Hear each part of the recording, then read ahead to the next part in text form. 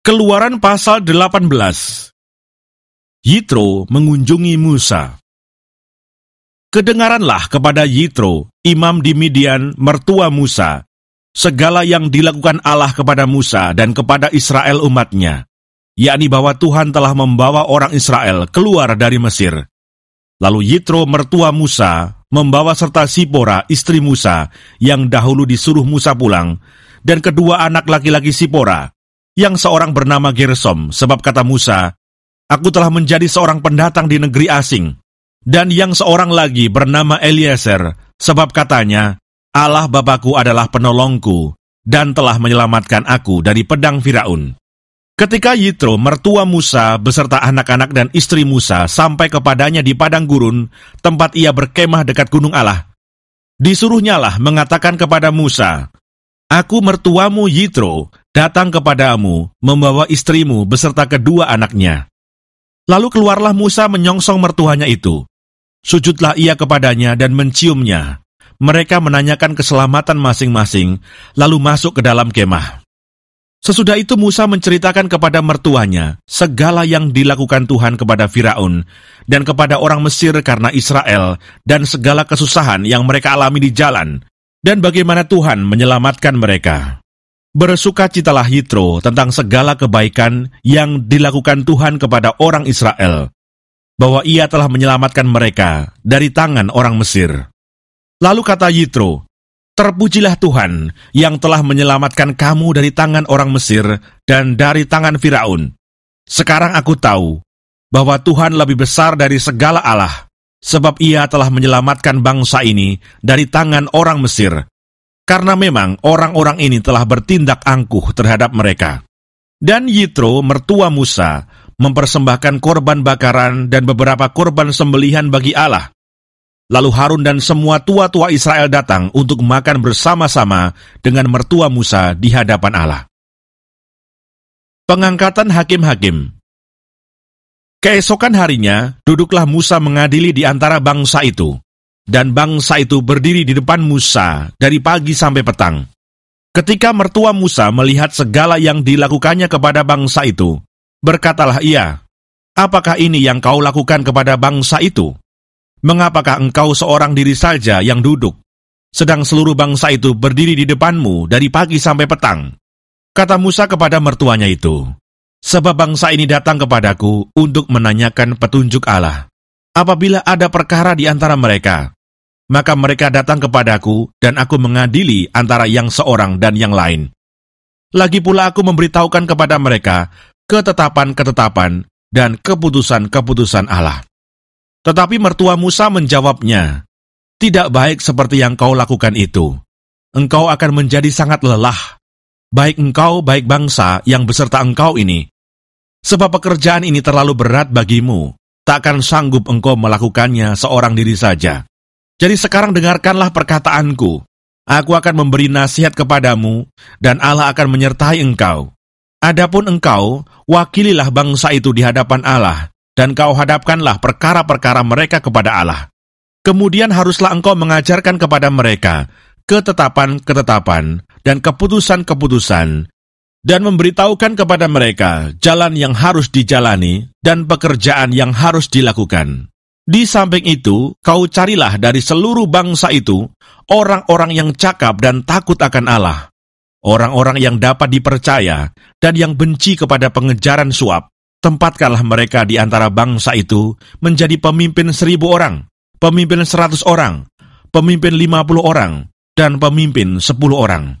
Dan sewaktu-waktu mereka harus mengadili di antara bangsa, maka segala perkara yang besar haruslah dihadapkan mereka kepadamu, tetapi segala perkara yang kecil diadili mereka sendiri.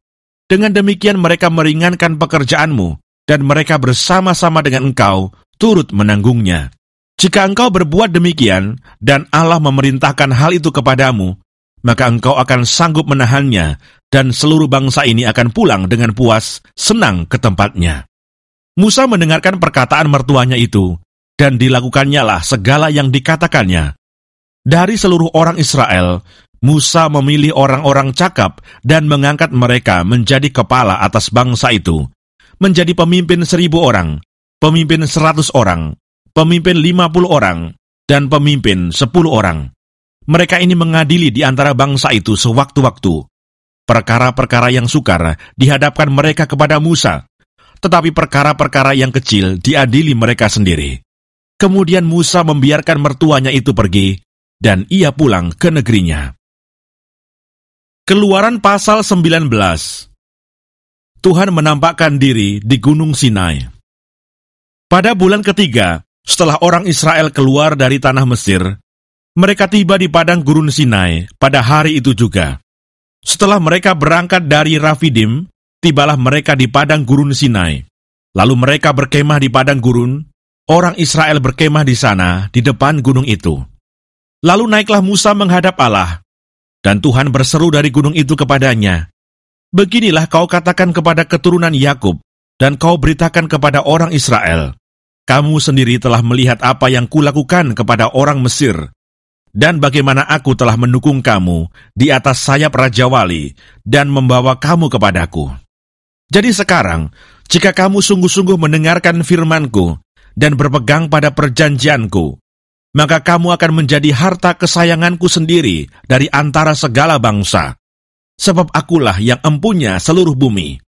Kamu akan menjadi bagiku kerajaan imam dan bangsa yang kudus. Inilah semuanya firman yang harus kau katakan kepada orang Israel." Lalu datanglah Musa dan memanggil para tua-tua bangsa itu, dan membawa ke depan mereka segala firman yang diperintahkan Tuhan kepadanya. Seluruh bangsa itu menjawab bersama-sama, "Segala yang difirmankan Tuhan akan kami lakukan." Lalu Musa pun menyampaikan jawab bangsa itu kepada Tuhan. Berfirmanlah Tuhan kepada Musa, "Sesungguhnya aku akan datang kepadamu dalam awan yang tebal, dengan maksud supaya dapat didengar oleh bangsa itu apabila aku berbicara dengan engkau, dan juga supaya mereka senantiasa percaya kepadamu." Lalu Musa memberitahukan perkataan bangsa itu kepada Tuhan. Berfirmanlah Tuhan kepada Musa, "Pergilah kepada bangsa itu, suruhlah mereka menguduskan diri pada hari ini dan besok, dan mereka harus mencuci pakaiannya. Menjelang hari ketiga mereka harus bersiap, sebab pada hari ketiga Tuhan akan turun di depan mata seluruh bangsa itu di Gunung Sinai. Sebab itu haruslah engkau memasang batas bagi bangsa itu berkeliling sambil berkata, 'Jagalah baik-baik. Jangan kamu mendaki gunung itu atau kena kepada kakinya, sebab siapapun yang kena kepada gunung itu, pastilah ia dihukum mati. Tangan seorang pun tidak boleh merabanya, sebab pastilah ia dilempari dengan batu atau dipanahi sampai mati. Baik binatang, baik manusia, ia tidak akan dibiarkan hidup. Hanya apabila sangkakala berbunyi panjang, barulah mereka boleh mendaki gunung itu.' Lalu turunlah Musa dari gunung mendapatkan bangsa itu. Disuruhnyalah bangsa itu menguduskan diri, dan mereka pun mencuci pakaiannya. Maka kata Musa kepada bangsa itu, 'Bersiaplah menjelang hari yang ketiga, dan janganlah kamu bersetubuh dengan perempuan.' Dan terjadilah pada hari ketiga, pada waktu terbit fajar, ada guruh dan kilal dan awan padat di atas gunung, dan bunyi sangkakala yang sangat keras, sehingga gemetarlah seluruh bangsa yang ada di perkemahan. Lalu Musa membawa bangsa itu keluar dari perkemahan untuk menjumpai Allah, dan berdirilah mereka pada kaki gunung. Gunung Sinai ditutupi seluruhnya dengan asap, karena Tuhan turun ke atasnya dalam api. Asapnya membubung seperti asap dari dapur, dan seluruh gunung itu gemetar sangat. Bunyi sangkakala kian lama kian keras. Berbicaralah Musa, lalu Allah menjawabnya dalam guruh. Lalu turunlah Tuhan ke atas gunung Sinai, ke atas puncak gunung itu. Maka Tuhan memanggil Musa ke puncak gunung itu, dan naiklah Musa ke atas.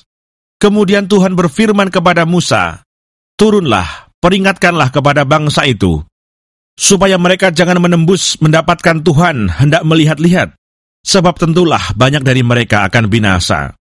Juga para imam yang datang mendekat kepada Tuhan haruslah menguduskan dirinya, supaya Tuhan jangan melanda mereka." Lalu berkatalah Musa kepada Tuhan, "Tidak akan mungkin bangsa itu mendaki gunung Sinai ini, sebab engkau sendiri telah memperingatkan kepada kami demikian. Pasanglah batas sekeliling gunung itu, dan nyatakanlah itu kudus." Lalu Tuhan berfirman kepadanya, "Pergilah, turunlah, kemudian naiklah pula engkau beserta Harun. Tetapi para imam dan rakyat tidak boleh menembus untuk mendaki menghadap Tuhan, supaya mereka jangan dilandanya. Lalu turunlah Musa mendapatkan bangsa itu dan menyatakan hal itu kepada mereka. Keluaran pasal 20. Ke-10 firman.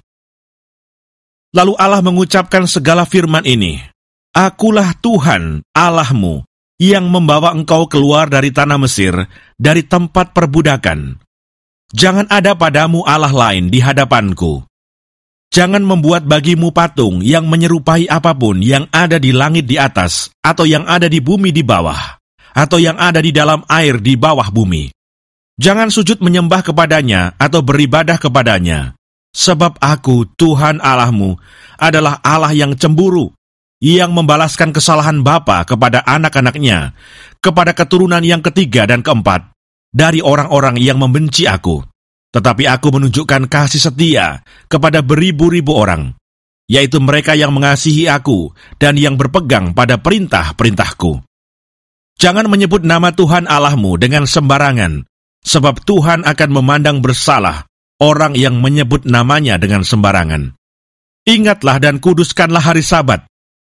6 hari lamanya engkau akan bekerja dan melakukan segala pekerjaanmu. Tetapi hari ke-7 adalah hari Sabat Tuhan Allahmu, maka jangan melakukan sesuatu pekerjaan. Engkau atau anakmu laki-laki, atau anakmu perempuan, atau hambamu laki-laki, atau hambamu perempuan, atau hewanmu, atau orang asing yang di tempat kediamanmu. Sebab 6 hari lamanya Tuhan menjadikan langit dan bumi, laut dan segala isinya, dan ia berhenti pada hari ke-7. Itulah sebabnya Tuhan memberkati hari Sabat dan menguduskannya. Hormatilah ayahmu dan ibumu, supaya lanjut umurmu di tanah yang diberikan Tuhan Allahmu kepadamu. Jangan membunuh, jangan berzina, jangan mencuri, jangan mengucapkan saksi dusta tentang sesamamu, jangan mengingini rumah sesamamu, jangan mengingini istrinya atau hambanya laki-laki, atau hambanya perempuan, atau lembunya, atau keledainya, atau apapun yang dipunyai sesamamu. Orang Israel takut menghadapi kedatangan Tuhan. Seluruh bangsa itu menyaksikan guru mengguntur, kilat sabung menyabung, sangkakala berbunyi, dan gunung berasap. Maka bangsa itu takut dan gemetar, dan mereka berdiri jauh-jauh. Mereka berkata kepada Musa, Engkaulah berbicara dengan kami, maka kami akan mendengarkan. Tetapi janganlah Allah berbicara dengan kami, nanti kami mati. Tetapi Musa berkata kepada bangsa itu, Janganlah takut, sebab Allah telah datang dengan maksud untuk mencoba kamu, dan dengan maksud supaya takut akan Dia ada padamu, agar kamu jangan berbuat dosa. Adapun bangsa itu berdiri jauh-jauh, tetapi Musa pergi mendekati embun yang kelam di mana Allah ada. Peraturan tentang kebaktian. Lalu berfirmanlah Tuhan kepada Musa, Beginilah kau katakan kepada orang Israel, Kamu sendiri telah menyaksikan bahwa aku berbicara dengan kamu dari langit. Janganlah kamu membuat di sampingku Allah perak, juga Allah emas. Janganlah kamu buat bagimu. Kau buatlah bagiku mezbah dari tanah, dan persembahkanlah di atasnya korban bakaranmu dan korban keselamatanmu, kambing dombamu dan lembu sapimu. Pada setiap tempat yang kutentukan menjadi tempat peringatan bagi namaku, aku akan datang kepadamu dan memberkati engkau. Tetapi jika engkau membuat bagiku mezbah dari batu, maka jangan engkau mendirikannya dari batu pahat, sebab apabila engkau mengerjakannya dengan beliung, maka engkau melanggar kekudusannya. Juga jangan engkau naik tangga ke atas ke mezbahku, supaya auratmu jangan kelihatan di atasnya.